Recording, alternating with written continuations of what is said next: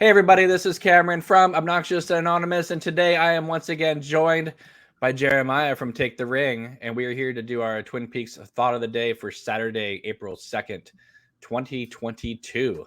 My goodness, how are you? Great. Happy to be alive in the world today, let me tell you. Every day I open up Twitter just to see if I am truly still alive. Right. Yeah. Yeah. I mean, life, life, life could always be worse. We could have, gotten punched at the Oscars. Oh Sorry, yes. we're not going to talk about that because No, that's but that is a beaten topic to of death. But I'm still shocked. I got to say, we have Twin Peaks stuff to talk about, but like, never thought I'd see that in my life. Never I'm just like, did that really happen? Like, whatever. Well, I have a feeling there's going to be a lot more coming out in the days and weeks ahead about that. The Academy has 15 days to make a decision about what they are going to do. Okay. So if you were going to be a betting person, what do you think the consequence for Will Smith is going to be from the Academy's point of view? I don't know. It's a good question. I mean, I think that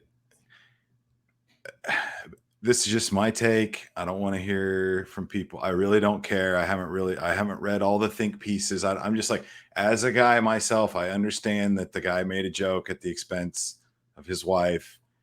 However, how I was raised is you don't hit people.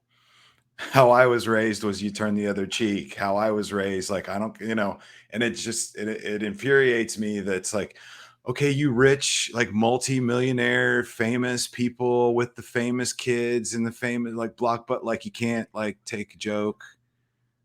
Like, Well, I mean, he it's could. like, and it's like, He did take the joke because he laughed at it, and then well, there's that too. There's that whole angle, and then like, hey, like I agree that the joke itself was insensitive or whatever, but it's only like insensitive if Chris Rock was aware, which he claims he was not aware of her see, condition. I didn't even know that. I was thinking like, well, maybe I thought she looked. I had no idea that that was the thing. I thought she was just rocking the close shaved head, and that was the look, and that was what she was doing. And like, I'm like, so to me, it was totally like, what the? Why is he on stage now? Like, oh my god, he hit the guy. Oh my god, like what Well, and happened? G.I. Jane is not Not an insult that's not an necessarily. insult because when Yeah. Demi Moore came out with that movie, that was a highly well-regarded film in terms of like it's Ridley Scott, it's Demi Moore. Look at this like tough look because I mean this was coming right Yeah. after Alien 3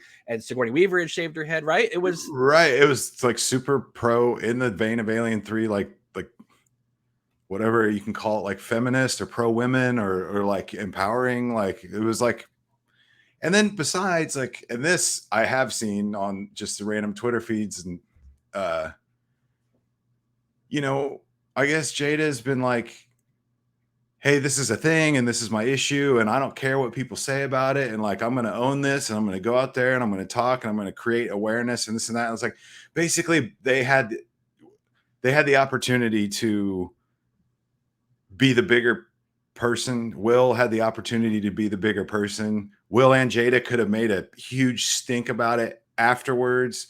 And like, this Jada could be like, this is why I'm talking about this stuff. Like like getting wisecracks like that, blah, blah, blah, blah, blah. She could have like spent the next 6 months on a like F Chris Rock thing.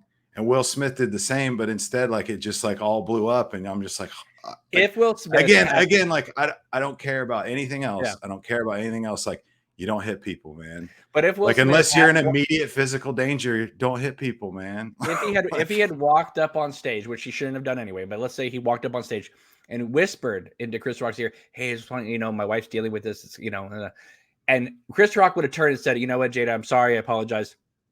End of story. And Will Smith would have been looked like a hero. But here's the real truth of the matter is, one is Chris Rock is paid to be there. Right, he's not doing it out of the goodness of his heart. Right, the Academy Awards, you get paid to be there. So he's doing SAG wages at the Oscars. He got hit on the job. That's going to be a problem. Yeah. The other thing is that Even if he didn't press charges, which he didn't. But it doesn't matter. Right, Now right. you have That's a what I'm saying. SAG member hitting another SAG member during a SAG job. I think that goes against union rules. Yeah. Also, the other thing is that if it had been John Cena or The Rock who made that joke, Will Smith does not get up on stage. Arguably. Well, you really think Will Smith's going to get up on stage thinking he's Muhammad Ali and hit The Rock? That's interesting. I never thought about that either. I just like. I think that there's I think there's some issues, obviously, with Jada and Will Smith. We've seen, how do we know this? Because they put it all out there all the time, right? Where she confessed on the internet that she had an affair right in front of Will Smith. And, so they put it all out there. So that's why we're able to have opinions about this, because it's not a public, or it's not a private matter. It's a public matter. And also the fact that Will Smith and Chris Rock and Jada Pinkett have been friends for decades. So this is another issue. So it's like, okay, was this just a gentle ribbing that, got out of control? Who knows? But it's not like the new hot comic came on the scene and said, I'm going to blast Will Smith and his wife. These people have known each other since the 80s.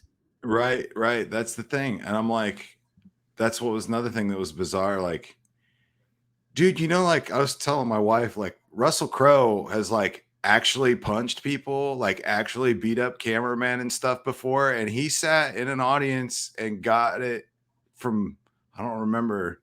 There's been multiple times where there's been Russell Crowe jokes and the camera points at him and he looks mad as hell. He even will do something like this, like whatever. Like that dude, like, does that guy have the right to go beat the crap out of Ricky Gervais now? Like, I hope not. That's like, why I think, again, it's like it bugs me even more. So I love movies, I love actors, but you I have love the all this Academy. stuff. I'm total fanboy, but like, a lot of these people live and just like are absolutely like filthy rich and have like no problems. And they want to act like, oh, everything's like a freaking tragedy. Like, I'm so sick of like not actors, but just the like celebrity culture. And this kind of bleeds into that a little bit. I'm just like, man, like if anybody else had done that on the street, you would be in jail right now. I also say that about hockey matches. Well, So, we could say that about ex-presidents too. So, well, yeah. Okay. We live in this culture now where people do whatever the heck they want above a certain pay grade. Yeah. And there's right. no repercussions. That's why I think he's either going to get a slap on the wrist or he's going to get like something like a 7-year suspension where he can't even be nominated for an Oscar if he does like great work. Yeah, I can see that. I think that they're going to try, even though I think, again, this is just my kind of like ether take, just to seeing things and talking to random people and friends of mine and over here and stuff. Like, I think that overwhelmingly people on both sides of the spectrum are not pleased with how that went down.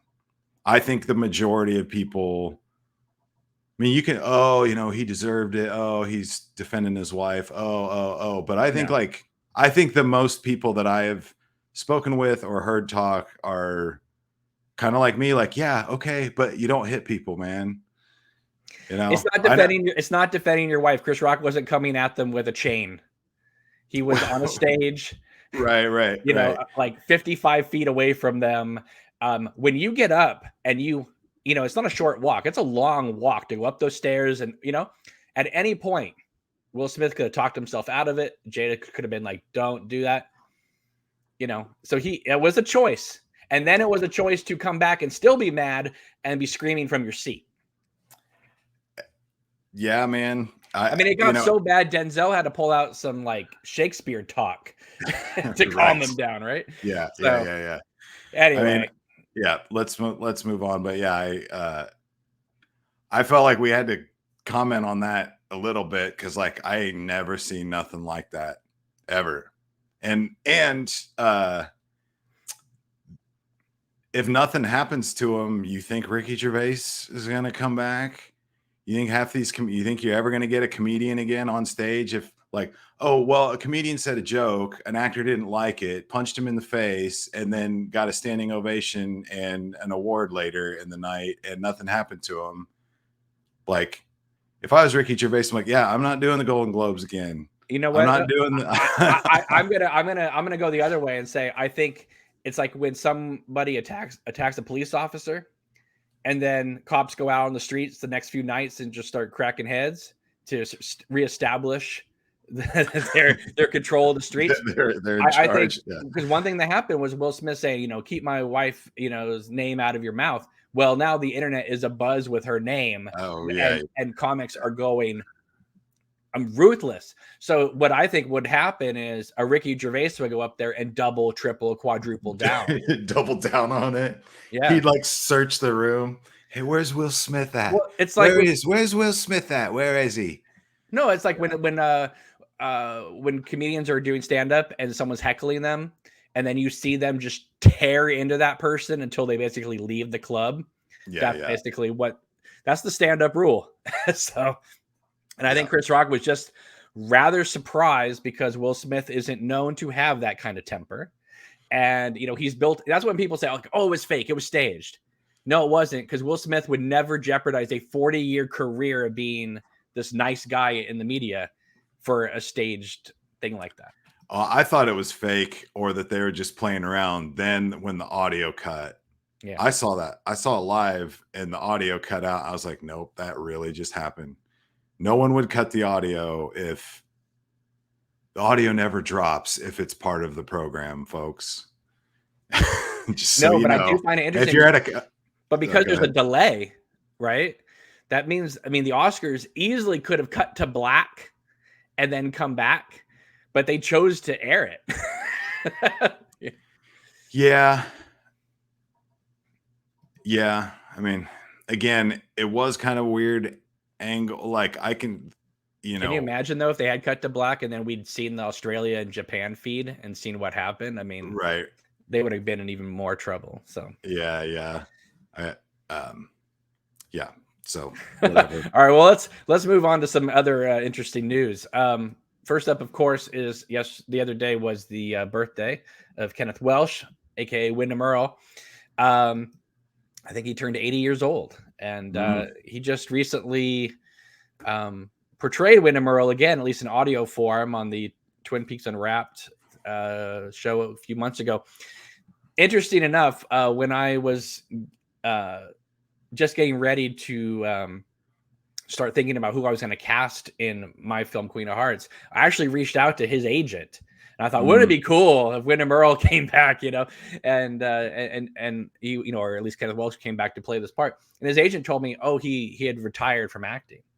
But going through his IMDb, he definitely has not retired from acting. So, and it's funny, I didn't know this until actually this morning that he just a couple years ago he made a film with Kurt Russell.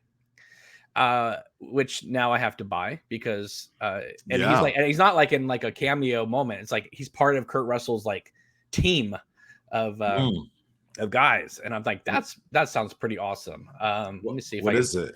Yeah, let's see here. There's one of the stills. Look at see him in the back here. Yeah, look, and there. I mean, come on, with Matt Dillon and Jay Baruchel, and yeah, that's $14 on Amazon. That's a purchase right there. Yeah.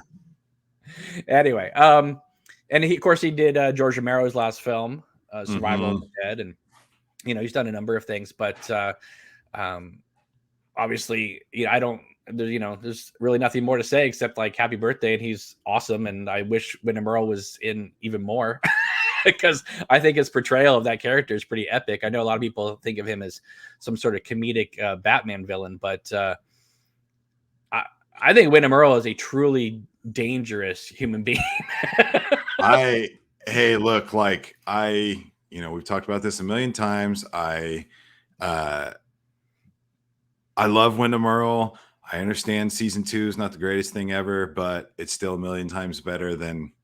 I always say anybody that complains about season 2, I'm always like, there was like 2,000 movies made in 1991. There was like however many, like hundreds of TV shows launches and pilots and stuff, and like no one remembers like You know, just the fact that it's Twin Peaks and it's still around is like amazing. So it's like, I get it. Evelyn is not the funnest subplot. Little Nicky's kind of weak, but like Wyndham Earl carries that. And I love it because it, in a weird way, I look back on Twin Peaks and it feels like it was supposed to happen this way. Like it feels like from the pilot to the end of season 2 is kind of this arc, and then you had Fire Walk with Me as like the prequel sequel, and like Before the Return, like I say in my newest video, like it was kind of a narrative circle. You had the prequel, then the original series, then you had the kind of like the sequel elements of Fire Walk with Me, the Red Room stuff, and but Wyndham Earl is great because he is an escalation of your Leo Johnson and Jacques Renault's. So like in season 2, he's like the main baddie of season 2 after Jean Renault, I guess, And and Bob. Dead Dog Farm and all that. Well, yeah. But he's Moriarty to Cooper. Well, so that's my favorite thing about it. Like he is Cooper's Moriarty straight up, like no bones about it. And Moriarty is like, I'm a bad guy lover. So even watching the Sherlock Holmes movies when I was a kid and reading the books later, like Moriarty's like my guy. Like that's the coolest thing ever. It's like you've got this great hero or a, flawed hero or flawed character, or whatever, your protagonist, and then like he has an evil counterpart, and that's what Twin Peaks is all about, is the light and the dark and the good and the evil and this and that. And then the season 2 is when they bring in the Black Lodge and the whole doppelganger concept. So you've got Wyndham Earl is literally like on screen and in character. He's Dale Cooper's doppelganger anyway, right? So he's the evil Cooper basically before. And then you go into the Black Lodge, and then like everything goes up a notch. It's like, oh no, like he's got a real shadow self, and Bob just destroys Wyndham Earl, and like you guys don't even have a clue what kind of power you're playing with. And then the whole, like how he kind of, like you were saying, how he lives inside. Like Bob took Wyndham Earl's soul, and then Bob is inside Mr. C, and so there's elements of Mr. C. Or there's elements of Wyndham Earl and Mr. C. Yeah, totally. Because he's walking around with Wyndham Earl's briefcase. The beginning of the final dossier is him killing Leo and basically ransacking the cabin. Yeah, and you got the bonsai tree in the New York hotel. It's interesting they never say his name, not once in season 3. No, but he's there. But he's there, dude. And there's another moment that he's there, is that when they play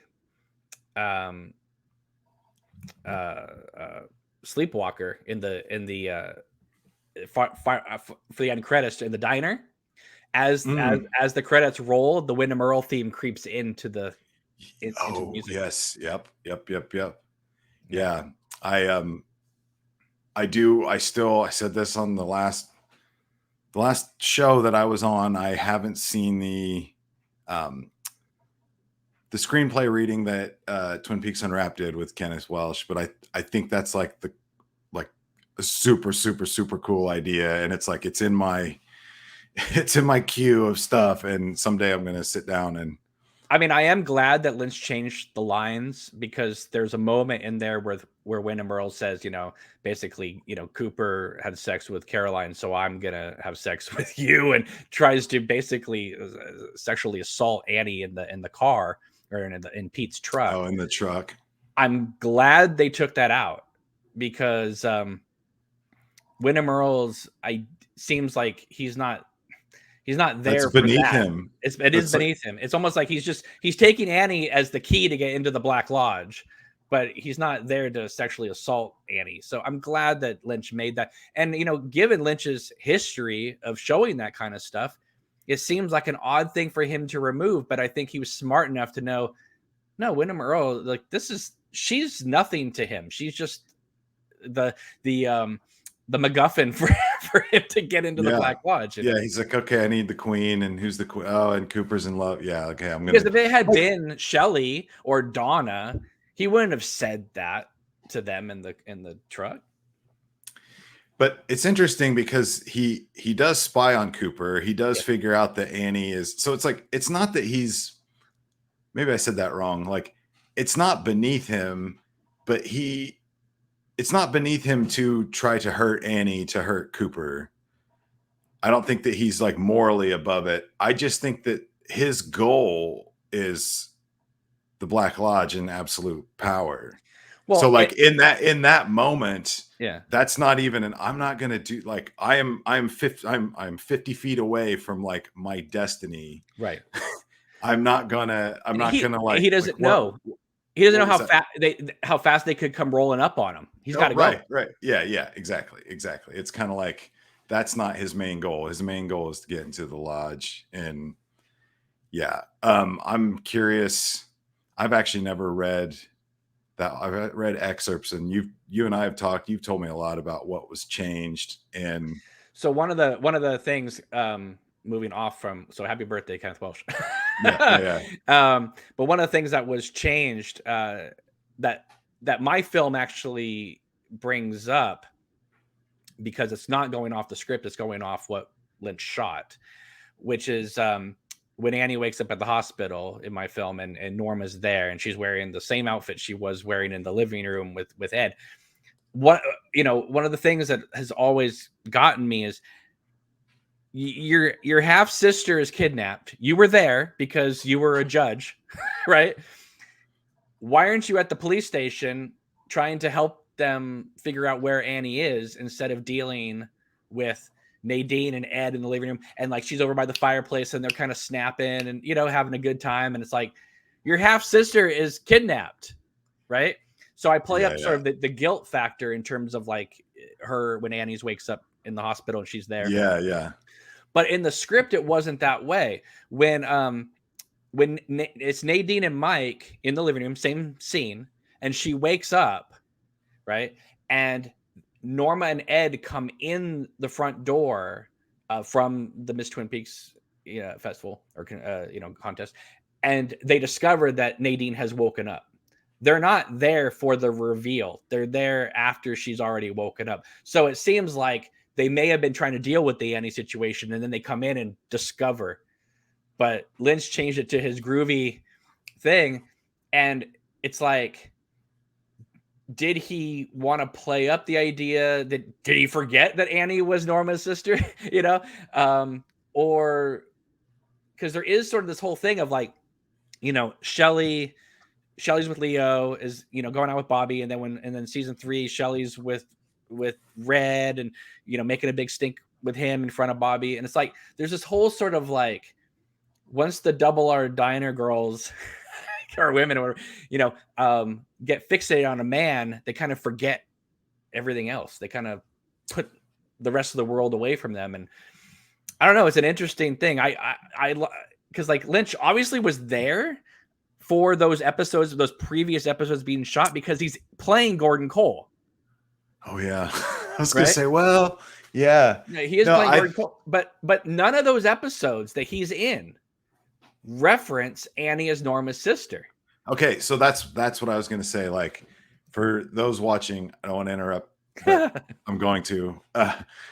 So, as much as I love the whole show, and I'm a constant like reference and defending Mark Frost, whatever, there's something to be said of basically Lynch when he talks about his Twin Peaks or whatever. Like, it's after years and years and years of watching the show, and I think you'd agree with me, like he basically only remembers the stuff that he was like directing.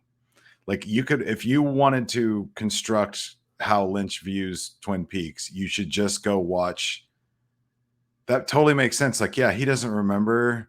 That's one line in one episode that Harley Peyton probably wrote that was shot, and the only people that actually probably even remember are Mark Frost, Harley Peyton, and Bob Engels, and nerds like us. That Norma's Annie's like sister. even when Major Lynch Briggs shows up, and he's like, so the script is, so she comes out of her coma, and Ed and Norma are not there. And they're like, well, yeah, no, they got to be there hanging out, and then she wakes up, and it's a big disaster. No, that's what we're doing. That's what we're gonna do, because I think it emotionally makes sense, like more of an impact. No, we're gonna have them hanging out here, seemingly having a good time. And like, I always just I either pictured that like way later at night, and you know that the Miss Twin Peaks was completely chaotic. Mhm.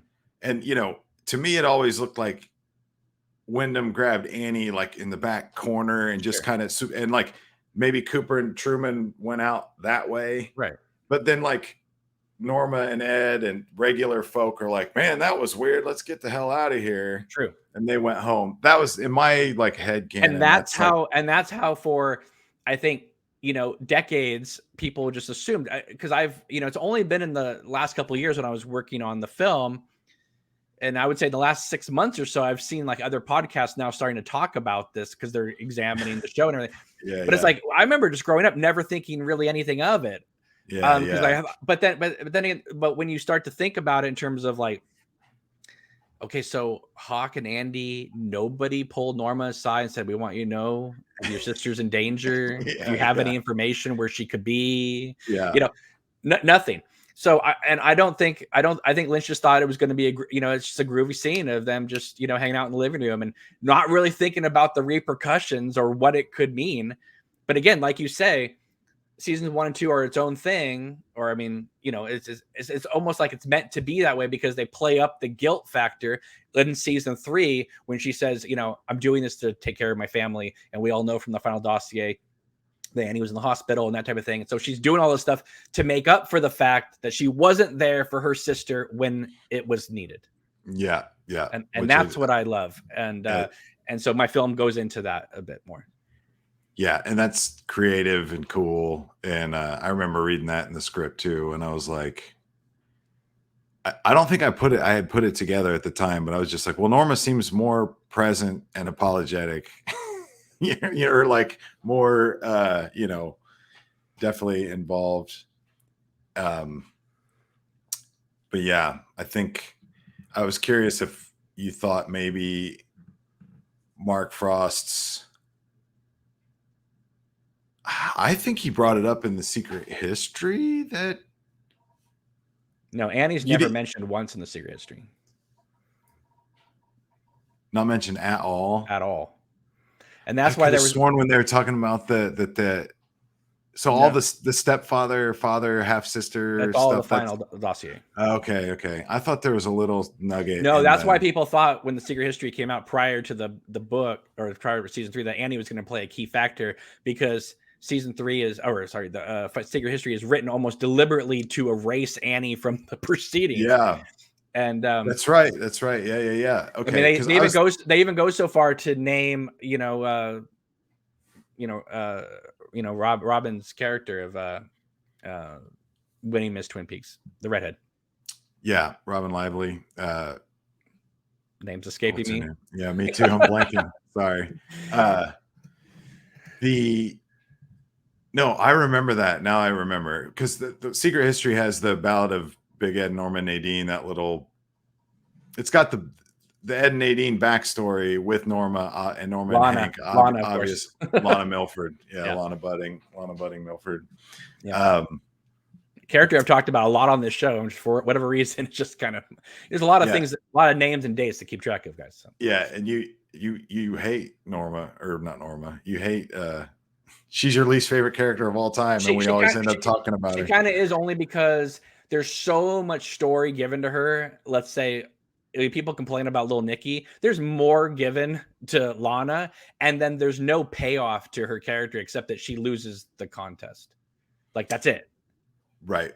I mean, they bring up this whole thing that she's got this sort of like witch power over all the men in the town, and then it's like the last shot of her is just looking at the mayor like, oh, I didn't win, and that's the end of her character. Yeah. I think that was a Lynch, like, not important, guys.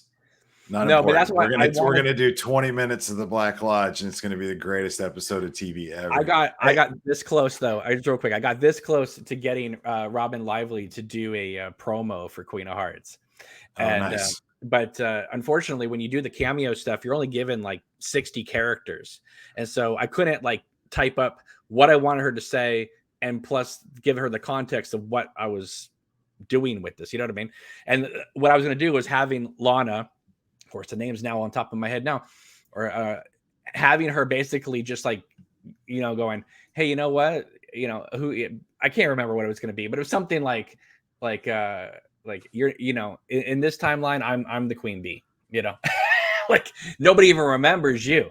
Right. Right. They may have made, Cameron may have made a film about you, but in the books, I'm Miss Twin Peaks. I'm Miss Twin Peaks. Yeah. Now that the Annie thing, definitely when I first went through the secret history, like I couldn't explain it because I hadn't seen The Return, but like there was multiple times where I'm like, because people are going nuts online, like, this is nothing like the show. And like, did he ever watch the show? And like, Mark Frost, like, wasn't he in charge of the show? Like, I'm like, no, man, like, this is on purpose. This has to be on purpose. You really think Mark Frost is like changing all these backstories? Like, one it's or on two, purpose, maybe, but yeah, to have that many. Oh no, yeah. And I'm like, and it was the Pete played checkers, not chess. Right. And I was like, it's deliberate, because in context of what's going on the page here, he's talking about his relationship with Catherine. And I go, Mark Frost knows that people are going to zoom in on that because obviously he plays chess, because obviously there's a whole episode about it, right? Mm-hmm. But he's in the book, he's saying he's playing checkers, not chess. I was like, one, he's talking about the games he's playing with his wife, Catherine, or how he navigates his wife. So one, this is a metaphor. But two, he knows people are going to zoom in on that. Well, I thought Pete played chess. And I was like, that was, and the complete rewriting of Absence of Annie and rewriting Miss Twin Peaks. I'm like, there is no way. I mean, again, like you said, one or two things. There was one thing, like maybe they had a negotiation or something. Maybe they tried to get Heather Graham, or maybe some crazy behind the scenes stuff went down and it didn't happen. And I was like, okay, maybe they're going to write out Annie because this will be about Cooper and Diane, or like Annie's just not going to be, maybe they're going to write her out for other reasons. But then it was like, but they're changing this and they're changing that and they're changing Ed and Norma's backstory. And this is wrong. And this is wrong. Like, this has to be on purpose. Now we know, because of its timelines or quantum physics or parallel universes, or however you want to look at Twin Peaks, is the where that those things can like fall into place. Right. Absolutely. And also, I mean, it was kind of great news for me because I was able to make my film. Yeah, right. Because I kept thinking, they're gonna throw in something in there that I probably wouldn't be able to tell it. Changes your story that you've been trying to put together for 20 but years. I honestly didn't even think about it, because it was just like, one of those, wouldn't it be cool to do this story? But I just assumed after the books and the season 3, I thought they would touch on it enough where I wouldn't feel the need to make it, but because she was deliberately like left out, I was like, wait a minute here. Now I've never seen confirmation about this, but if I was to be a betting person, I do think that the Secret History and the Final Dossier was supposed to be one book. I firmly believe this. Because one, the Secret History is so big and so dense, and the Final Dossier is like a little novella. Yeah. Also, it was called The Secret Lives of Twin Peaks when it was announced, not The Secret History. And I believe, again, I have no evidence of this, but I believe that Lynch said, take all the stuff out with the characters, because your book's going to come out prior to season 3. People are going to think that Donna Hayward's going to be in this thing. And save all that stuff for after the show comes out. So they cut all this stuff having to do with the characters and just made it the historical book, because that would have really very little to do with season 3. And I mean, obviously there's stuff in there about the whatever, the occult stuff, but all the Final Dossier is the characters. So it's like, and also, if you read the Audrey Horne chapter, it basically is what they did with her in season 3. It's just abstract. Mm-hmm. I mean, this whole idea of like, well, she owned a hair salon, and she married the divorce lawyer and all that. Well, the mirror she looks at the end of season 3 is a hair salon mirror. Obviously she's not in a hair salon, but it's like you can see how Lynch used that ideas and made it an abstract version of it. He just blew it up. He just took that basic storyline. It's like, okay, you don't want to do that. I'm gonna take all these nuggets and just like blow it up into like dreamland. Someday I'm gonna make a Audrey video. So I think Audrey in The Return is how it's a good like microcosm of how to look at The Return as a whole. Like maybe this is her dream. Maybe she's in it like literally in a coma because it literally happened in the old TV show. Maybe like you and I have always like, no, this is where your meta stuff comes in. Like this is Sherilyn Fenn talking to her therapist because she's mad because she wants to go back to the old Twin Peaks. Basically, she's looking for Billy Zane. Yeah, she's looking for Billy Zane, and she can't, and she's pissed because she wants to get back with Cooper, and she wants the cherry pie like everybody else, and like she wants to go do the old thing, and Lynch is on something new, and this is all about the real person confronting the new reality. And that not only is that a beauty salon chair, but like that's literally her makeup chair. That's like you can look at it. I'm just saying you can look at it that's literally Sherilyn Fenn, literally like actually waking up in a makeup chair, you know, so that this is like a meta thing. And then there's the whole like, or this is really happening really in Twin Peaks, and this is more of the like the Black Lodge kind of consuming and things and twisting reality. Honestly, and all that's that kind of like stuff, where you I know? am, because like when the Tulpa Diane starts talking about how, you know, she got taken to a place after the Mr. C had his way with her. That's how I always took the Audrey thing of like, Yeah, he had yeah, his way with Audrey and then he put her in one of these places. And now she's yeah, waking up and she's realizing she's stuck in one of these other yeah. places. That's I like that too. It's I just you can zoom in on Audrey's presence in The Return and hit all those levels. Like, oh, Twin Peaks is all narrative. Oh, it's all meta. Well, it's all it's a mishmash. Well, it's a dream. Well, it's like like all of that stuff. All those layers are right in the Audrey story. So sorry, I started talking about Audrey. What were we talking about before? It's all before right. that? It's all good. It's all good. But let's just wow, there's a lot of stuff we could get into. All right. So let's talk about this real quick because this was posted on Instagram the other day. And that is I'm showing here Laura Haring, of course, from Mulholland Drive, and you can't really see now because it's out of focus. I'm sorry. But anyway, she has this post up there. She's since edited the post, but originally it said, many years ago, Naomi Watts and I threw an Oscar party for David Lynch since he was nominated for Best Director. Naomi had just booked a huge movie in which her paycheck was super juicy, but I was nearly out of funds. Neil Edelstein, who organized it, asked me to send some money to throw this party, and as hard as it was for me, I did it with my heart and in my hands. I had no money, but I really wanted to do it, and I did. As I arrived, I got a cold reception from both Naomi and David Lynch. And then it's because it was a screenshot, not for me, but from someone else online. I can't read the rest of it. But then she edited it to say, this is the Oscar party Naomi and I threw for David Lynch. This was the last time I saw her and the last photo she ever took with me. And of course, you know, then you have the Twin Peaks people and the David Lynch people all underneath the comments going, oh my goodness, I had no idea. And this is so sad. And why can't, Betty and Rita be together and all this kind of thing. And but one thing that kind of stuck out to me is like, one, unfortunately, that's Hollywood. It's the way it is.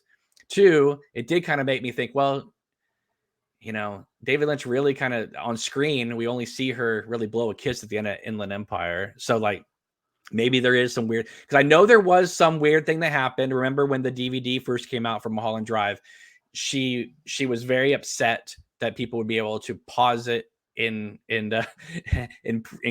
clarity. So they fuzzed out her pubic hair when she walked to the bed. Criterion reinstated the pubic hair for the Blu-ray and subsequent 4K release. But I remember she made David Lynch fuzz out her pubic hair for the DVD release of Mulholland Drive. I think it was just a request. He obliged and did it. But what really stuck out to me, besides the fact, just kind of like, oh, that's just sad, but it's what Mulholland Drive is kind of about. Right. Is, you know, they made a real big deal that it was her and Naomi Watts and Scott Coffey playing the people in Rabbits, and it's their voices. But I was always under the impression that was Naomi Watts and Laura Hari and Scott Coffey playing with giant rabbit heads. And if this is the last time she saw Naomi Watts in 2001 or 2002 at the Oscar party, then they never played those characters in Rabbits. They just did the voices. Now, does it say, do we know that's 2001 for sure? Yeah, because she says it's the Oscar party for 2000. You know, it's the Oscar party, the 2002, when Lynch was nominated for an Oscar. For Mulholland Drive. For Best Director, yeah. Okay. I was thinking perhaps this was after Inland Empire, because Lynch was doing the marketing to try to get Laura Dern nominated. You remember he did the Oscar blitz and but things. He wasn't nominated for Best Director. It says Mulholland Drive on here too. So. Oh, okay. Yeah, no, I believe you. You just showed me this 5 minutes before. No, I hadn't heard about this, but yeah, exactly. It's Hollywood. Oh, but yeah. So for people listening, he had to explain it to me twice. So if you're confused, basically, correct me if I'm wrong. If this Oscar party is the last time that she was in the same room as Naomi Watts, then technically the 2005 shot, probably shot in 2005, right? Released in 06, probably. So the Rabbits short film, and by extension, Inland Empire, the website shorts and all that. Yeah. So then that can't be Naomi Watts and them in masks. It's just their voices. I've always thought that it was like them wearing like the robe from Mulholland Drive with the rabbit head. And I always thought that's really crazy that these actors would, you know, do this for David Lynch. I thought, you know, that's great. And of course, if people don't know, Rabbits was shot in David Lynch's backyard. He built an amphitheater, sort of a mini apartment, blasted spotlights onto it. Neighbors complained apparently a lot. And but that's why that whole short looks like it's high above. The camera's looking down at the stage, and that's why it has this kind of unearthly lighting about it, because it's just spotlights on an apartment set in someone's backyard. Yeah, and I love that, by the way. That rabbit set is pretty great. Well, and that's a good segue to the Inland Empire if you want to. Oh yeah, we'll get into that in a second. I just thought it was very, you know, sad, because it also made me think, yeah, you know, Lynch has worked with Naomi Watts a few times now, and it's like, how come Laura Harrion just got thrown to the wind? I thought, because like when she came out in Mulholland Drive, I know she'd been in other stuff, and she was in the fifth season of The Shield, which is great. But she was being compared to Rita Hayworth by Roger Ebert in 2001 for Mulholland Drive. I'm shocked that Lynch has not worked with her since. I mean, yes, she's in that one cameo shot in Inland Empire. She did a voiceover in Rabbits, but I don't know. I kind of expected her to have a similar career, maybe to Naomi Watts, a different career, but I thought she'd be really big in movies. Yeah, I'm not gonna lie. Like I had the exact same thought. I was kind of totally mesmerized by her in Mulholland Drive when I first saw her. I just kind of assumed that. I actually remember when that came out, I was like, 21 or something. And then, internet wasn't what it was like today. And I didn't spend hardly any time on the internet. So it wasn't like you could go like chat with people, but I remember all the press was all buzzing about Naomi Watts and her performance. And I'm like, yeah, she was good, but Laura Herring's like hot. And I'm like, she's what made me, in my mind, I was more following her story because it begins with her getting out of the car. So like I'm immediately think she's the main character. And so you read headlines like, oh, amazing actress in this new movie, Mulholland Drive. I'm like, yeah, it's Laura Herring, the brunette. It's like, no, it was the other lady, the blonde one. Because Naomi Watts was not well known then either. No, Children of the Corn 4 was not on everybody's radar. So, I never saw part 4. I gotta check that out. But but yeah, no, I agree. I thought she was gonna be. I thought I was gonna see more of her, and it ended up being Naomi Watts, which, you know, that's the way Hollywood eh, is. It's sad. yeah, exactly. And that was my thing. I was like, I feel bad if it's like, well, she's like, oh, I did this whole, I put on this party and I showed up and they were being, I got the cold shoulder or whatever. And it's just like, first of all, it was like 20 years ago. Second of all, like, yeah, it's Hollywood. Third, it's like, there's a million different reasons why things go down the way they do. But So when yeah, Mulholland Drive came out, it was very much pictures and magazines of Naomi both and of Laura, them. both of them together, with Yeah, Lynch yeah. sometimes in the middle or whatever, but they really showed both of them. So anyway, I was just kind of surprised by that. And because I mean, that's something that honestly, it's on your mind and it's 11 o'clock at night and you make a post and then you realize, shit, I shouldn't have. And it quickly edit it. But she does, again, say, that's the last time she's seen them. But it's like, I remember seeing Inland Empire, which we're going to get into in a second, and her blowing the kiss. I remember thinking, she just delivered this great performance for you 5 years ago, and this is her consolation prize, is a cameo shot of a camera moving by her chair, and then that's it. I was just like, I felt kind of gypped for her. Yeah. So what do you think about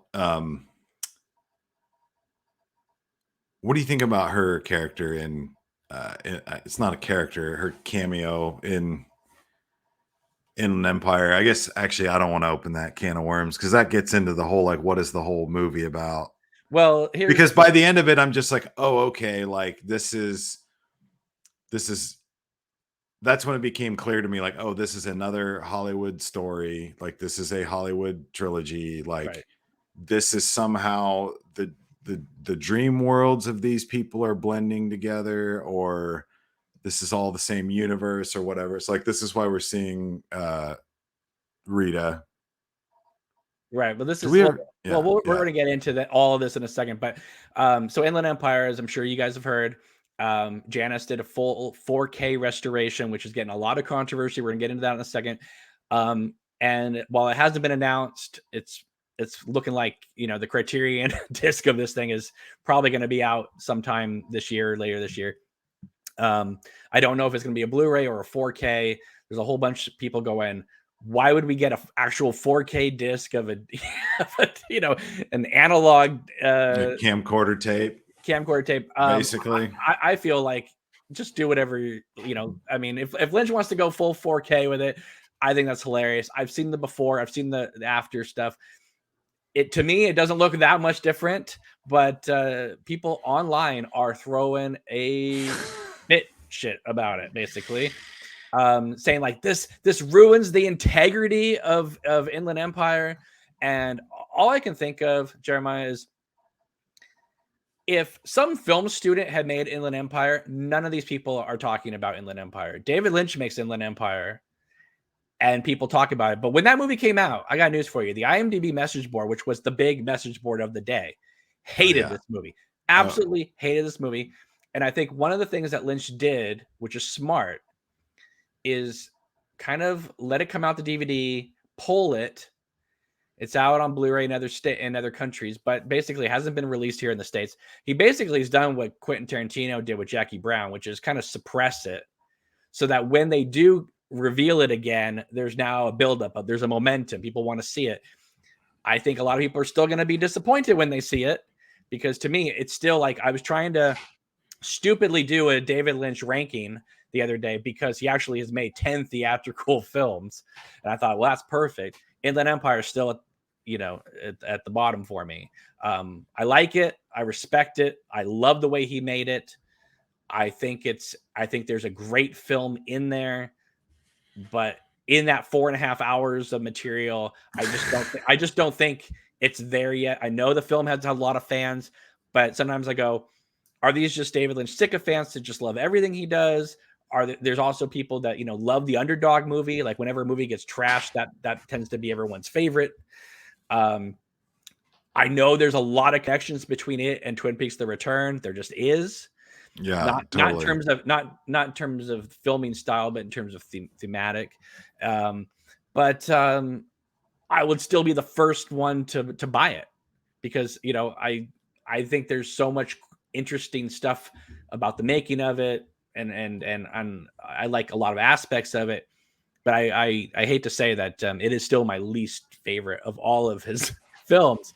But again, if it's one of your favorites, awesome. But anyway, but a lot of people are just like saying this 4K restoration looks like crap, and it doesn't. It makes it look, and the film looks exactly the same.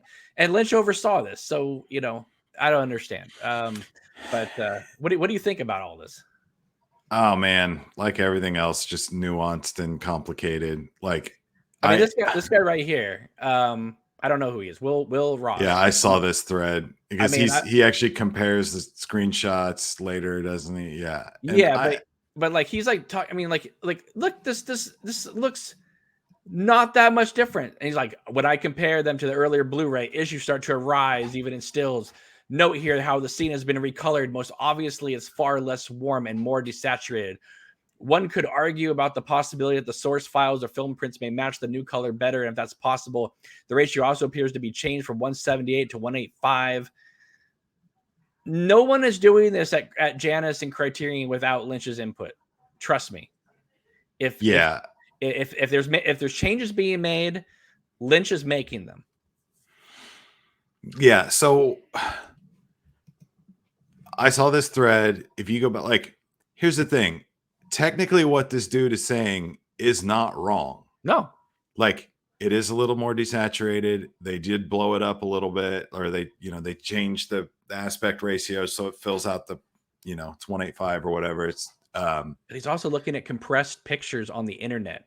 He's not seeing the disc playing in his player. How does he know? Oh, yeah. So, grain of salt. And like, here's the thing. I don't think the people complaining are factually wrong. It's like, okay, dude, you had the opportunity. You had just made an Oscar worthy movie.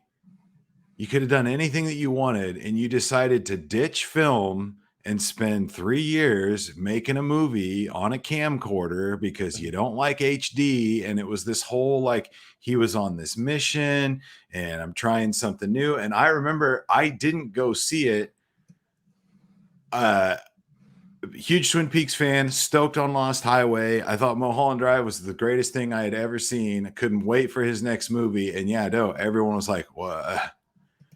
It's 3.5 hours and I don't freaking get it. And it's shot on a camcorder and I can't see a thing. Yeah, dude, like, this is literally like the low is on a DV tape. This is a camcorder tape. This is what I used to shoot punk rock shows on in the early 2000s. And like, so I get it when it's like, oh, you're betraying the integrity of the thing. It's like, yeah, because he was on a mission to shoot a movie on a freaking camcorder tape. Mm-hmm. And it was, I don't like how film looks, and I don't like HD, and like, or not. He didn't like how not film was about ditching film was about logistics. Mm-hmm. Like, I can shoot all day. I can shoot all day on digital, and I'm not wasting $1 trillion. So I can play around. I can do whatever I want because I'm shooting on digital or tape, as opposed to like film. But then he didn't make a movie for 10 years. Well, yeah, that's what I'm saying. So it's like, so I was at the time, I hadn't seen it, and a couple years later, I still hadn't seen it, and I was making a music video with this guy, like a real filmmaker, like a real cinematographer, like a real camera guy. So I kind of like storyboarded this video and put it all together and built the sets and all this shit, and then got a real dude to shoot it. And we were talking, and I was, oh, I'm a big David Lynch fan, and he was like, oh, have you seen? He's like, I don't even want to see his new movie. Like, he ditched like film for camcorder, and it was like a thing. Like, it was a controversy. Like, never mind what you thought about the movie, everybody had an opinion about how it was made and whatnot. So I get it when people are like, hey man, like, where's your integrity?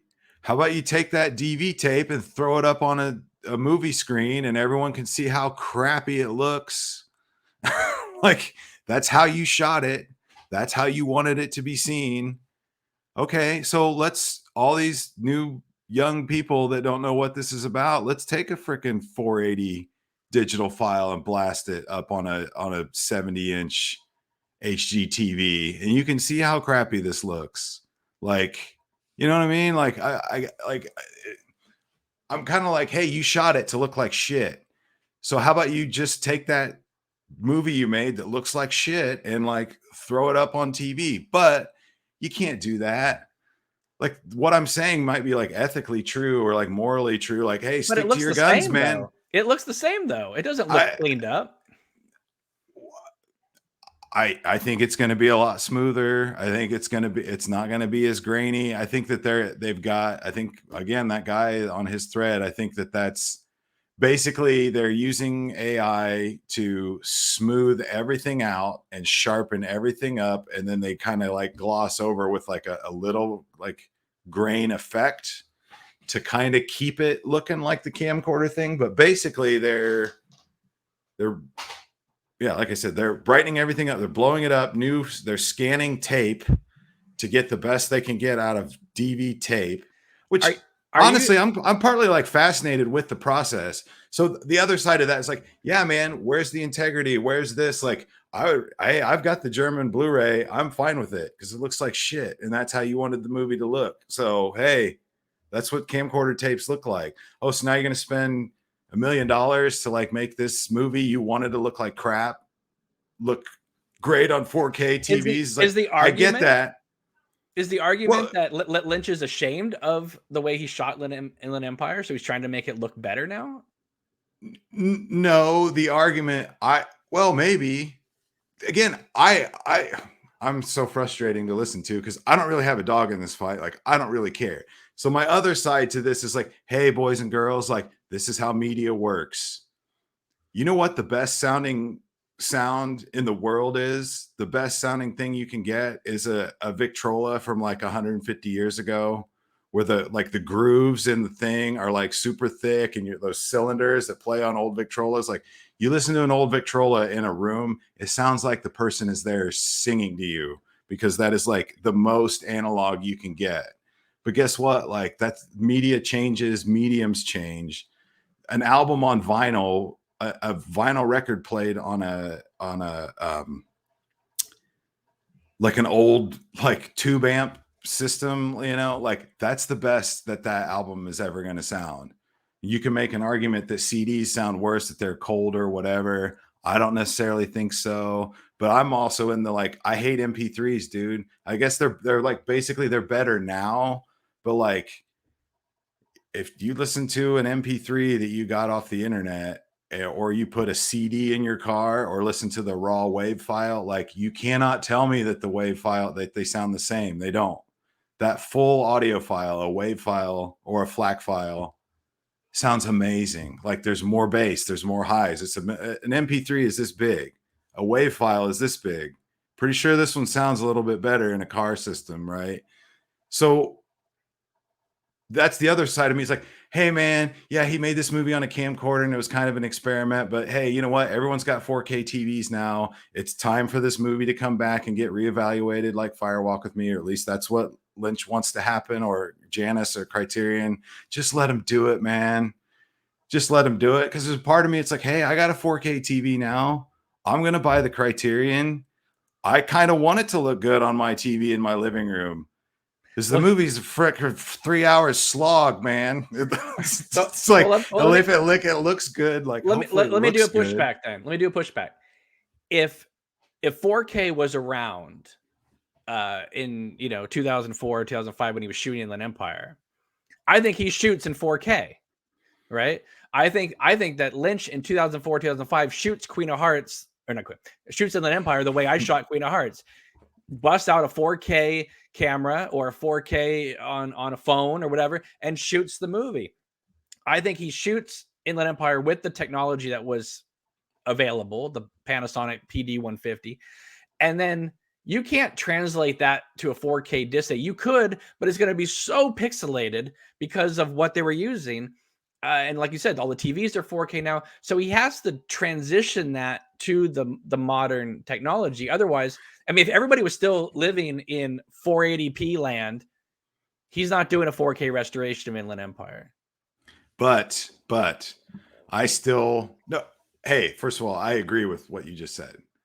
I think that if he was making Inland Empire today, he would shoot it on a 4K iPhone Mhm. or some or you know, Something.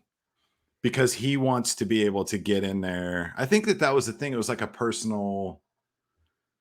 Sorry, that gets back to my what I was about to say. It's like, but no, dude, you shoot it on film and make it look great. I mean, it's not that 4K existed back then, but like there are better things to film on in 2005 than a camcorder you could buy at you know, Walmart, Circuit City. Circuit City, or Best Buy back then. Yeah, Well, I don't whatever. think because he I'm didn't have just a saying that script. that's the my argument is like, no, dude, like this was a mission.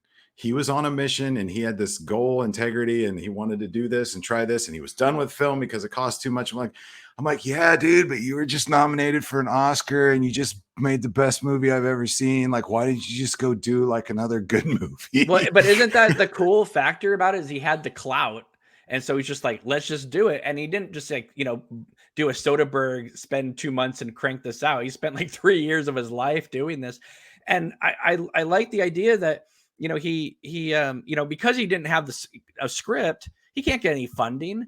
And he's not going to be allowed to go over to Poland and shoot for like 8 months over there. But when you have you own the camera, I mean, so it's like he's financing this movie primarily by himself, right? So he's watching, and what's the funniest, I always thought this was one of the films that, like, I thought maybe the 10 years in between was because Inland Empire just didn't make any money, and it kind of hurt him financially. Actually, the opposite. Inland Empire is one of the few films he's made that made money because of how low the cost was. Yeah, Um, exactly. but I don't know. I mean, to me, it's like, I hope that he really goes out of control with this Criterion release, meaning I'm hoping that he takes I mean, he won't, of course, because we've seen what he does with the deleted scenes. He puts them together, packages them.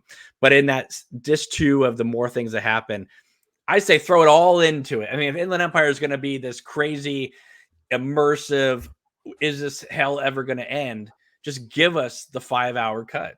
Because the guy who plays that zombie guy in the jail, in season 3, he was one of David Lynch's assistants for years, and he said that when Inland Empire was the first cut of that thing was over 6 hours. So Oh man. and I feel like there's I mean, I know people love the movie. There are people who love it. I just think there's a great film that still needs to be chiseled out of that footage. But honestly, after Lost Highway Mulholland Drive, no matter what you do with it, Inland Empire is still my third favorite of that series. Not because of the way it looks. I just feel like it almost feels like the leftover ideas from Lost Highway Mulholland Drive got thrown into Inland Empire. And so it kind of feels like the third Xerox. And so it doesn't feel quite as fresh as the first two. Yeah, I feel the same. I got other thoughts about it. Like, I do like it because it is challenging. See, I actually I kind of think I think that's true, but in a good way. And I think the Xeroxy feeling is because he shot it on a fucking camcorder. Okay. Like that's the thing. If he would have come back and look, and for people listening, I love David Lynch. He's my favorite ever. This is just us talking trash because we've been fans of this guy for years and years and we're just having fun. But But I'll still buy it, though. That's the thing, is I will still buy it. of course. Yeah. So I'm still going to buy it. But like, I think that if he'd have come out, if he'd have shot this like on film and, you know, but you could argue that it wouldn't have been made because the whole concept of it is this like abstraction. It's just Right. it's continually abstract. Like Lost Highway is basically, I know you and I differ on what we think is actually going on in Mulholland Drive, but basically, like, you've got this character who's someone he's not. And then in Mulholland Drive, it kind of doubles. You got Rita and Betty. Betty and Rita Diane. and so you've got these like two characters that are abstracted, and maybe this is one of their dreams, or maybe this is the universe like pulling a switcheroo or whatever, like. And then Inland Empire is just a bigger abstraction of that idea. Like there's the lost girl, and this may be this dream that she's having of a time when she was an actress, and the actress, it's like Inception, dude.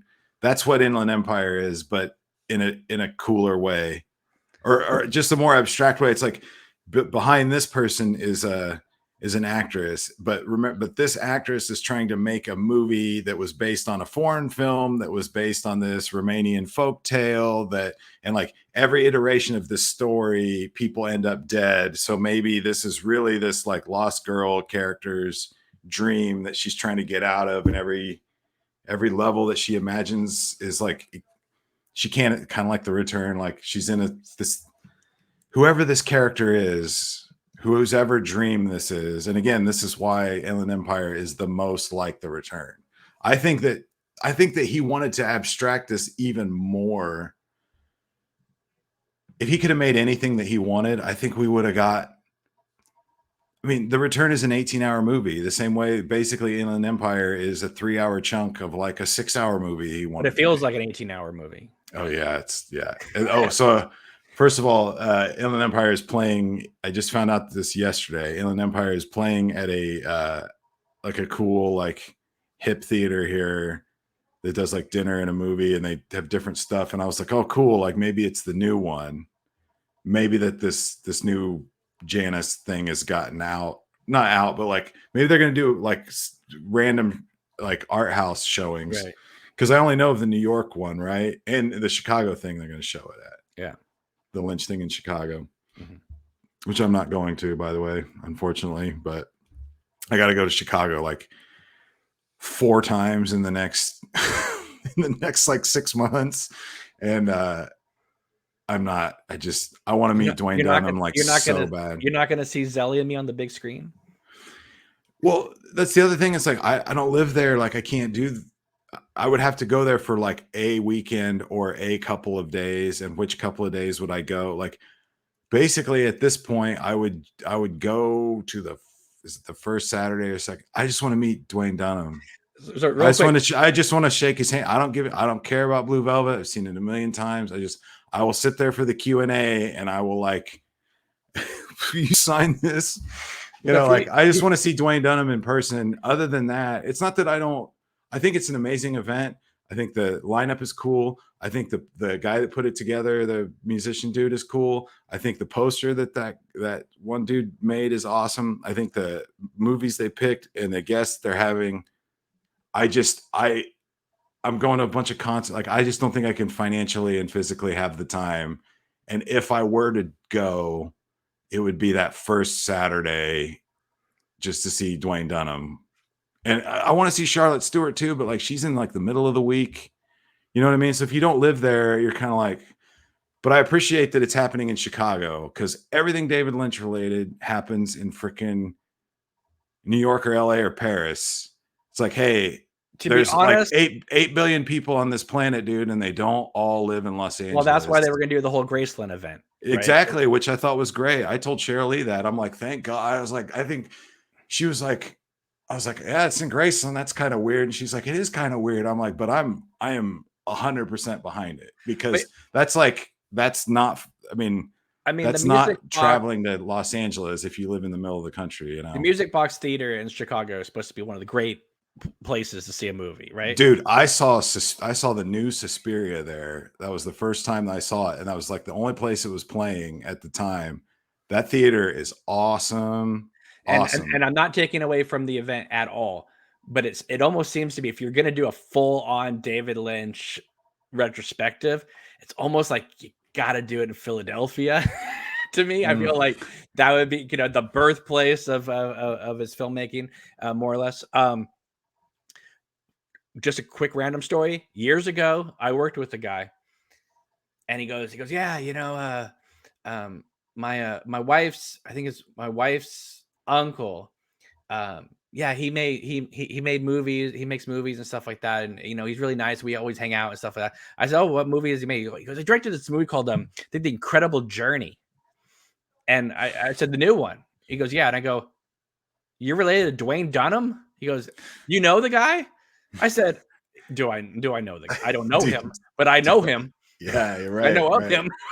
So this is how he got pitched to me as the director of The Incredible Journey. And I'm like Dwayne, I mean, no, he's David Lynch's editor, bro. Well, he was until Sweeney took over. Yeah, right. Yeah. But I was happy that he came back for the return. I thought that was great. It was almost like the Straight Story. It was like, let's bring back people I used to work with all under the fold and get them all back, up and running again. Before we go, there is something I do want to ask you about, because I have no idea what the heck this is talking about. And because you know the guy, maybe you can explain all this to me. The Twin Peaks grammar guy has been going on these tangents for days, if not weeks now, of taking these sentences and breaking them down. And John Thorne is getting involved with this now online. I have no idea what I'm looking at, what is going on. And, they're like, and Fake Colossal's getting involved in this too. And I'm thinking to myself, I just want to get your take on this, because I don't even know what's happening, but when I'm looking at these things, but this is what I'm thinking of. I don't think they're analyzing David Lynch's filmmaking.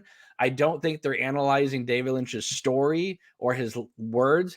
I think what they're figuring out and not realizing is they're deciphering David Lynch's subconscious, because this stuff is not anything any legitimate artist would sit and think about.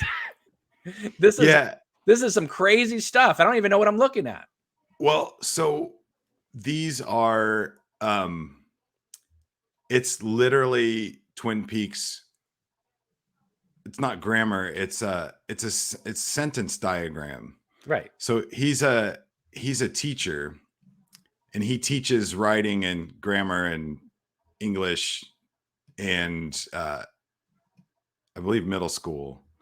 So that's what I can't remember. I did this when I was young. I can't remember exactly how I'm not able to explain every little thing, but basically it's like you take a sentence and then you break it apart to teach kids how, or just to do it. Like there's a subject and there's a verb, and then this, even Cooper works through. So like even is referring to, or Cooper even works through his catatonic state. Like his is a prepositional. No, I don't know. I can't remember. But basically there's sentence structures. Like this is a thing. If you look up sentence diagram on Wikipedia, it'll show you in academia, there's a couple different methods to break sentences down. So you're pulling out the subject, the verb, adverbs, adjectives, prepositions, and you're basically breaking up apart to see how a sentence is formed. So I was just interviewed by him, and he's a cool guy, and I think that he just started doing it for fun. When I asked him why and how, and I think it's cool because that's how he found a new layer of puzzle solving in Twin Peaks, something I never would have thought about. Well, he's a grammar teacher and sentence structure guy, so he's taking lines from the show and comment. He took one of my observations from one of my videos and broke it down, and I think that he just enjoys it and started throwing it out there, and people like me were like, hey, this is cool. This is another layer of kind of puzzle solving. And when you are forced to look at a sentence in its pieces, just like you said, I found myself going oh wow, this is kind of abstraction, like you can kind of like look at these words that are disjointed that are forming a complete thought, but you can kind of like, when you read it broken apart, it forms a different picture in your mind.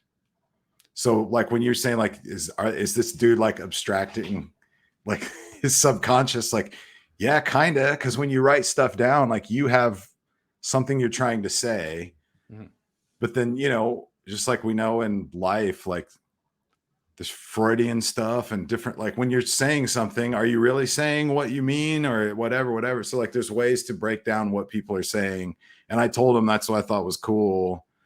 And I think John Thorne as a writer, is just like, again, like he's not, I don't know how to explain it. Oh, but like, I think that some of us have been attracted to his stuff because it's like, this is literally a new way of like looking at the words of Twin Peaks, the dialogue. Like we can all read scripts and stuff, but like now we have a grammar teacher like breaking the sentence apart so we can actually see what it's made of. But and a lot it's of Twin Peaks it's is cool. made up on the spot. Like, you know, even she's dead wrapped in plastic was Lynch just saying that to Jack Nance. Say that. Yeah. No, so I don't think he's not on a mission trying to say like, he's not Twin Perfect. He's not like, I broke this sentence down and this is what it means. And I know this is what was in David Lynch's mind. No. He's just like, I like this sentence. I think it's cool. How is this sentence made up? I'm just going to break it apart and throw it out there and see what gets people talking. So if you like look in the comments, like it's usually, me and Fake Colossal and John Thorne and different people, like it ends up being a theory about something, or we get on like a specific topic or whatever. Blows it has the common Twin Peaks meme shares out of the water. Like they don't even know how to respond to it. Like I said, I look at it and I'm fascinated, but I have no idea what I'm looking at. And it's like if you look at Twin Peaks: The Return, I think you and I've talked about this before, where it's like half of it I'm pretty sure was done on purpose. Choices were made. And then I think the other half is like if you yourself made 18 hours of television and completed it and went back and looked at it, somebody else could pick it apart and be like, well, you know, that is an allusion to this and that's an allusion to this. And it's like, yeah, but I didn't think about it. You were just in the zone. And because you were in the zone, your subconscious started filling in things because you're moving fast through a production. Yeah. So I think Lynch has always been like this, where it's like things are done on purpose. And there's a lot of things that are not done on purpose. But because he trusts the things that are not done on purpose, they end up working anyway because they're connected to his ideas from the other side that he means. You know what I mean? The subconscious and the conscious are working together. Yeah, no, I think that this guy just breaking this down for fun. It's not a criticism. I just no. I think that him doing that is getting to what you're talking about, and that's why I'm into it, because I'm like, wow, exactly. Like, so it's not a cherry pie meme. It's like a guy or a Dale Cooper meme that you've seen a million times. Like it's a line of dialogue from the show and it's broken apart. And I'm actually sitting there looking at it, reading it, thinking like I said, I don't know. Well, if it's the subject, it needs to be on the slant. And if it's, actually the subject and the main subject and this, like, I can't remember how it's broken down. But he's an expert at it and he broke it down, and I'm sitting here like looking at this stuff. It's like, this is a line I've said 1,000 times, but I'm looking at a black and white text. It like, No, he reminds me of Jake Gyllenhaal in Zodiac. Like he's like, yes, he's like, listen, I'd love to see this guy's boards at his house because he's probably got all these subjects and verbs and predicates all over the place. But I think it's interesting. But to me, it's like it's not so much dissecting Twin Peaks. It almost feels like David Lynch in the moment suggested the actors say this. So by breaking it down, you're breaking down David Lynch's subconscious of why he would even suggest that in the first place. Right. Which is so bizarre. Yeah. That's probably as close as you can get to touching the actual muse. If he keeps going down this rabbit hole to bring back rabbits again, Yeah, totally. I dig it. I'm glad you brought that up. I think it's cool. And again, like, yeah, whatever. It's cool. I'm into it. All right. So wrapping this up, we got about 10 minutes left. What are you working on now? Are you still taking a break from your previous video? Are you writing your new video? What are you doing right now? I have multiple things going on. I don't want to announce, I don't have any times set up, but so last year for the Twin Peaks conference, I did there was an academic Twin Peaks conference, and I did a video presentation on basically all the sex magic occult stuff in You were The getting pretty Return. heavy into that. So I've pretty much gone off the deep end in the last couple of years. It's just that my videos. Are you and your wife cuddling, watching Kenneth Anger films at 1 o'clock in the morning? Right. Yeah, no, not exactly. Come on, Scorpio Rising, one more time. Yeah, one more time. like let's watch Scorpio Rising again. Yeah, but I did get I got the Kenneth Anger collection and a bunch of Curtis Harrington stuff, and so basically I did a video presentation about Marjorie Cameron, this artist who was the wife of Jack Parsons, who's in The Secret History, and Marjorie Cameron was a red-headed lady, and there's parallels to Diane showing up at the end of The Return. The fully formed Diane has this fiery red hair, and if you take that in context with The Secret History and in context with the sex scenes and the stuff, there's this kind of like whole kind of like magical occult explanation about what is going on with the sex scenes in The Return. And that was what my presentation was about last year. It was originally clocking in at like 28 minutes, and it had to be 20 minutes. So as I'm assembling it at lightning speed, that's what I was doing after the Laura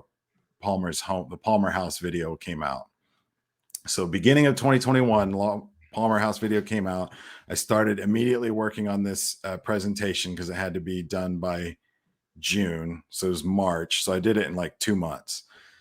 It was clocking in at like 30 minutes. It ended up being 20 minutes. I cut out a bunch of animations. I cut out a bunch of stuff to get it out the gate. If you're on my Patreon, you can watch this video presentation now, and it's the only place on the internet you can on the director's cut on your Patreon. Put the full version out. Oh no, so it's been up on my Patreon for a year. Okay. So I am now in the process of doing it. This video is going to go public, and it's going to be the first in a series of occult themed videos. So the whole Mob Zone thing, people calling that purple area that is tied to this occultist named Kenneth Grant. So that's all I've been doing for the last 2 years is reading Kenneth Grant and stuff. So I'll have a video about Kenneth Grant and the Mob Zone and where maybe that stuff comes from. Kenneth Grant is also the kind of the link between people that are getting Lovecraftian vibes from The Return, like the otherworldly, the whole opening up and some sort of creature coming through, and then kind of the weird existential horror from the part 18. Kenneth Grant is kind of the missing link between Lovecraft and Aleister Crowley magic, which Aleister Crowley magic is basically what all the sex magic stuff is in The Secret History and ostensibly in The Return, if you believe that stuff. Anyway, so I'm going to do the Scarlet Woman video. I'm going to do an intro. I'm going to cut back in 10 minutes. I'm going to cut back in the whole thing with graphics and all that stuff. I don't know how long that's going to take because it was a lot. I cut a lot of stuff out of it, like a lot of graphics and things I'm going to have to build. So that paper, or the script that I wrote, is going to be reformatted and submitted, and I believe will be published in the next Scientific Studies journal. So I'm actually going to be a published Twin Peaks writer from this script from the conference from last year. As I'm reformatting that to be published, I'm recutting that video back together. That will be the first of the Scarlet Woman will be the first of my occult themed series. And I'm getting that done as soon as possible. At the same time, I am writing episode 5. I'm finally, after 2 years, getting back to doing kind of like episodes, like characters and people, places, and things of Twin Peaks, like what this channel was actually supposed to be. Yeah, because when I first met you, you were very much like, I think about doing like 10 episodes and then being done. Yeah. Yeah, Well, that's really but awesome about being published. That's fantastic. I hope you will eventually take all this good stuff and put out a book, since you know. that'll be like that's kind of like making a movie. That's like a lifelong goal. So like after I get all my videos that I want to make done, I will take all those scripts. I'll be 75 years old, Mhm. and I will take all those scripts and all that stuff, and I will put a book together. Is what my goal is. A coffee table book. Yeah. So I mean, I can't be the uh, only person though that when they see the Mauve Zone and the castle, I mean, what am I saying? I Dune. Yeah, so as I keep thinking about Duke Leto's house looking over the Mhm. water in Dune, and I'm thinking, I know David Lynch is done with Dune, but it seems like Dune isn't done with him. Yeah. And hey, argument can be made that that's just in his subconscious as well. So, do you know the whole? I mean, if you want to go full circle with this, like Go. basically, Giger was working on Jodorowsky's Dune. Right. Okay, so Jodorowsky, who did Holy Mountain, El Topo, and all that stuff, Mhm. wanted to do Dune. Also an occultist. Yes, which is so. This is all going to come back around. So Jodorowsky was going to do Dune, and it was actually starting to come together, and it looked like it was going to happen. And he got Dan O'Bannon on Mhm. board to help write it, and then he got H.R. Giger, the surrealist Swiss, everyone knows. But that's where Giger and Bannon and a lot of those dudes got together. And because Jodorowsky's Dune failed, we got Alien. Right. But Jodorowsky's Dune and the storyboards that they made, like Giger did a crap ton of art for Dune, Harkonnen's Palace, and different kind of things. And don't forget, in between Alien and Blade Runner, Ridley Scott was offered Dune as well. Really? Yeah, he I didn't. didn't He know didn't. that. He didn't do anything with it. But they did offer it to him because they said your team had worked with Jodorowsky. Why don't you guys go directly into Dune? Nice. Nice. Yeah. So when I saw the mansion house or whatever in the Mauve Zone, my first vibes were this is not only David Lynch's Dune, this is H.R. Giger's original Jodorowsky kind of concepts, because there's a lot more like the rounded and phallic nature of the like. Mhm. This is very Giger to me, which could just totally be a coincidence, but it brings it full circle to me because Jodorowsky basically wanted Dune to be like a 20-hour movie. Right. And everyone's like, you're out of your mind. Like, we're not going to do that. Who the hell was going to do that? Or he wanted it to be 12 hours or whatever. And I just think it's cool. Like, basically, that's what the return is. I think that Lynch accomplished what Jodorowsky was trying to accomplish through Dune 30 years ago, 40 years ago, But there wasn't whatever. cable back then to split it up into episodes. No, of course. It's just this is Right. my kind of like my abstract like thoughts. Like in my mind, there's this like through line, and like Lynch, who did Dune, who he took over Jodorowsky's project, but I think that and it didn't work. But I think in the long run, he accomplished what Jodorowsky was trying to accomplish in making like a 20-hour movie. I I also mean, kind of like it's not exactly, but like in my mind, it all kind of like comes full circle with when me. I see the return, I've said this even after it first aired, that it feels very much like a compilation piece of Lynch going through all his past works and Oh doing yeah, a celebration of his films again. And like I said, it's got Inland Empire, it's got Dune. Whenever I see a new article that comes up like every 2 weeks, it says, will he ever do Ronnie Rocket? It's like he already made Ronnie Rocket. Have you not seen the Dougie scenes? yeah, right, exactly. It's like, dude, I I look think if like and you and I have said this a million times. I've said it a million times. If Twin Peaks comes back, I'm totally here for it. If it comes back and it's not even attached to Frost and Lynch and it's like a whole new thing, like hopefully they'll get creative with it and put some creative people behind it. I'm totally here for it, whatever. But like, I think the return was it. Not it forever. It will come back at some point, like right. you've always said. I agree with that. It's a big intellectual property that even if it's 30 years from now, it will come back somehow. However, I think David Lynch and Mark Frost wrote it and directed it and put it together to be the final. I mean, these guys are in their 70s, okay? Like, and it's all about death and life and memory and looking back and this and that, So was the Straight Story 20 years ago. Well, yeah, that's true. I just think, I think that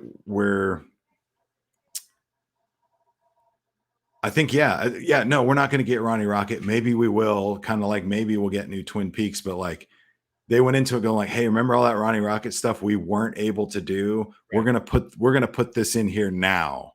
So when this comes out, if Lynch is like, because he took 10 years after Mulholland or Inland Empire, like we were saying. So it's like, I thought he was done. Like basically David Lynch came out of retirement to do one last round of Twin Peaks and put everything he had into it, including all the ideas and concepts that they were never able to get through, all the stuff that they did before that he wanted to bring back, plus like in things that he was influenced by, again, like Jodorowsky. And I don't know if he's influenced directly by him or not, but like in my mind, there's a connection. There's Kubrick with the. I was going to say with Kubrick, I was like, I just said this a million times, probably on this channel. After part 8, the next morning, I called my sister. I'm like, dude, it was Eraserhead meets 2001. It was like the alphabet meets Dr. Strangelove all at once. Yeah. Oh, yeah.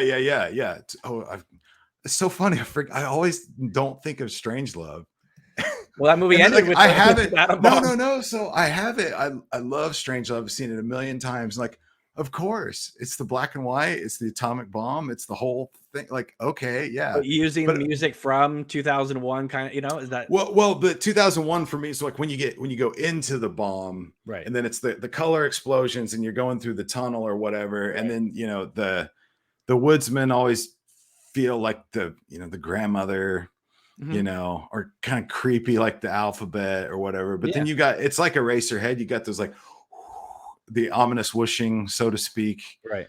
So to me, I was just like, oh yeah, it was like, we should do a talk just on, I could talk about Strangelove like all day. It's like, that's probably in my top 5 favorite movies of all time. Just to wrap up this part, I think that the first 4 episodes of The Return are like the real like Twin Peaks ideas that Frost and Lynch had. And I think the part 17 are another, or 16, 17 are other ideas that they really had. And then they had this huge middle section. They're like, okay, what haven't we done in our careers that we've always wanted to do? We have plenty of time to fill that out. Because that's where it feels like those first 4 episodes are just moving. We're moving towards something. And then Dougie comes, it stops. And then we kind of like, I don't mean this in a bad way, but we kind of like flatline for a long time. Right. And then after 8, we flatline again. And then it picks back up and revs up. But so that whole like middle section, they were like, hey, we could do this. We could try that. We could, because they were plenty of room to do all that. I mean, it's just, it's a fascinating, and I really do believe that they had scripts for 9 episodes and then they just took their time, and because it feels like 9 scripts ballooned out to 18 episodes rather than 18 episodes worth of script. Yeah. And I also, again, because I always go back and forth, and you brought it up to me the other day, and I bring it up to, it's like, sometimes I'm watching this stuff and I'm like, oh man, this is like the most brilliant stuff ever. And then other times, like I'll go in and like pull a clip for one of my episodes, or, I'm in there and I'm like, it's like, oh, Ben Horn in the office talking on his phone. And it's like, Jerry, long pause. Hello, long pause. I'm like, and like out of context, I'm like, am I really like, this is like a dude at a desk, just like, I don't know. Sometimes there's scenes that just completely take me out of it. I'm like, this is ridiculous. Like, this is not a film. Like, this is like this is not a cohesive idea. This is just some, like, they probably just made this up on the spot, like the whole, like, is he messing with me? Like, yes, a little bit probably, but at the same time, like, maybe I'm bored and I don't want to admit it because it's David Lynch and it's supposed to be cool, but I'm actually bored right now. I do think that if it was Inland Empire and we didn't have an attachment to these actors and these characters, we might be bored. But because it's Ben Horn, we like it. Right. You know, Yeah. just real quick. Richard Beamer put out a quote about West Side Story that Lynciano posted on Twitter. It's hilarious. I was miserable on West Side Story. They really miscast me. I came from the Midwest. What they needed was a guy that was street smart. The first time I saw the movie, I walked out. I looked like the biggest fruit that ever walked on film. I was weak. I was like, dang. But if it wasn't for you being in West Side Story, you and Russ Tamblyn aren't cast in Twin Peaks. So yeah. Man, Beamer's like, I would love to.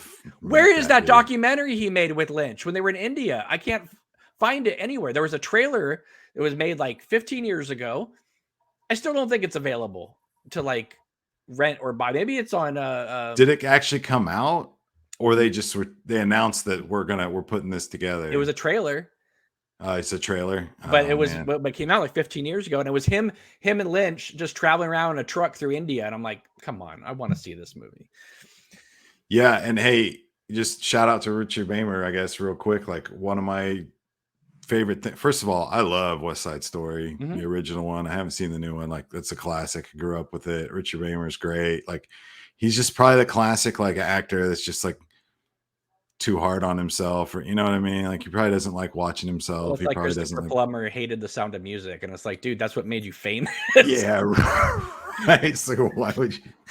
Oh God. So, but Richard Beamer is one of the main reasons we know a lot about what we know, like behind the scenes. Like his photography is great. It's cool. It's amazing looking, and he caught stuff like Josie's Body Double, and he caught stuff like. So anyway, his behind the scenes pictures from the original show are great. And then he basically came back and did a couple, for those that don't know, he did some short, he took pictures and took video behind the scenes of the return as well. And then some of that stuff ended up as extra features on the great. Stuff. So I just think that, yeah, it's great stuff. I just think it's cool that like he's an established actor and he's an older person, and he's still doing it. Like he's still crawling around on his hands and knees backstage, like, or, you know, behind the scenes, like documenting stuff. And I just think it's the coolest thing. And he was able to slip back into Ben Horn. Like he'd never stopped playing the guy. I was like, oh my God, it's Ben Horn here. Yeah. Right. From he's great. Just him and Jerry were highlights of the show.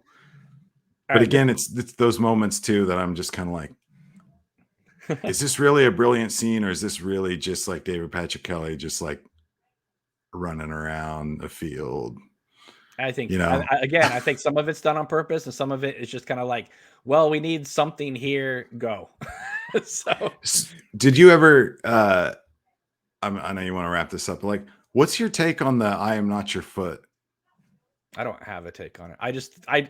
I look honestly at it as he's just drugged out of his mind, and it's just sort of a funny little Lynch Frost joke thing. I mean, I'm sure there's other things to it, you know, but I think I saw something that ties it in with the you know, the squeeze his hand off and stuff like that. You know, like. I've seen things like that, and I'm not discounting any of that. I just know when I first saw it, I just thought it was a funny like drug humor moment. But yeah, and I kind of agree with you. I definitely think it matches kind of the subliminal messages. Like maybe because he's out in the woods, he is receiving some messages. But I also kind of think that I can't remember who brought this up. This might have been like an Entertainment Weekly podcast or whatever, but I can't remember back when it happened. But someone brought up the idea that this might be like an anti-drug thing. Not an like it's not like a specific message, but it's like basically, yeah, hey dude, like this Jerry Horn is this burnout that's all about weed and he's all about drugs, and perhaps they're poking fun at the people that need drugs to like watch Lynch. Oh, you should watch David Lynch when you're stoned, or you should watch David Lynch when you're on acid. And please watch Inland Empire when you're on acid, please. Oh God. But and then I thought about that, and that's when the Bad Binoculars scene made sense to me. Like he's literally looking at it the wrong way. True. Like if you're trying to get something out of David Lynch films being stoned out of your mind, I'm not saying that ain't fun, but I'm saying that's not necessarily the point. Well, I think that go ahead. But I could say the people who pick his work apart and analyze every detail, that's another way of not looking at it correctly. Sometimes Lynch does something like Freddie Jones's voice in Wild at Heart. Pigeons spread diseases and mess up the place. Why do you do that? Because it's funny.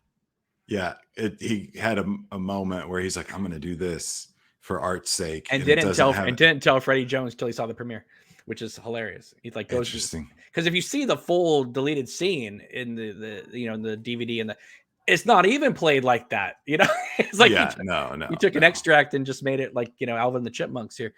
That's the thing. I think sometimes Lynch just does things to be funny. And then when people made fun of in Blue Velvet, we're like, oh, let's talk about the Robins and stuff, and so ridiculous and humorous. It's like, no, that's what David Lynch believes. Right. I agree. He is Jeffrey and Sandy, or at least that's how he imagines himself to be. Yeah. I think that he's sometimes shocked that sometimes he can be Frank Booth as well. Yep. And in terms of like, just a real quick, we're talking about the copy of the copy of the copy. I feel that way about his earlier work too. I think Frank Booth is number one, then Bobby Peru's under him, and then Mr. Eddie is Lost Highways, the third copy. It's like it just keeps going down, And I think to lesser effect, like I think Mr. Eddie is not nearly as intimidating as Frank Booth. You know what I mean? Like he's Oh yeah, no.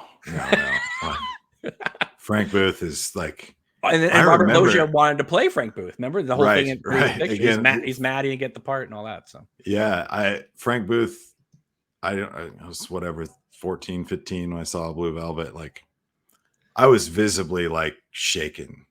Like that's back when like I hadn't. Now you're old and jaded and you've seen everything under the sun and you're just like, yeah, whatever. But I mean, like 15 years old and like starting to get in like indie films and stuff like. And then I see Blue Velvet for the first time. Like Frank Booth, like freaked me out. Like just freaked me out. And Willem Dafoe and Wild at Heart, like Bobby Peru is fantastic. But Jeffrey had to kill Frank Booth. Okay, Bobby Peru just fell on his gun. Yeah, right. So, but anyway, I don't want to keep you forever, but I do want to like throw this out here to anybody. So Madison, who helped produce Queen of Hearts with me, she and her dad has just made an album, and their first single drops April 8th, and it's called Caroline. I had no idea. Like they dropped this thing today, and I'm just like, it's called Caroline, your first single. That's fantastic. So be on the lookout for that, and you can see if you go to the Queen of Hearts Facebook page, you can find the links there. So that's exciting because people who like her singing on the overture. Now she's going to have a full album of it, and she's writing another album too for herself as well. So that's exciting. As for Act 5 for myself, it's still being worked on. It's coming along great. Jeremiah, I'm can attest to that. It's looking good. Yeah. It's looking real good. And so when that comes out, then I'll also drop the entire film as one video as well. So that's exciting. Don't have much more to do, but enough where I can't like commit to a date yet, like Take the Ring here. So, but anyway, so there it is. There's our Twin Peaks thought of the day for today. But thank you so much for joining me. I appreciate it, and you got to come back on, and we'll talk about more stuff, and we'll definitely have to do a Doctor Strangelove review.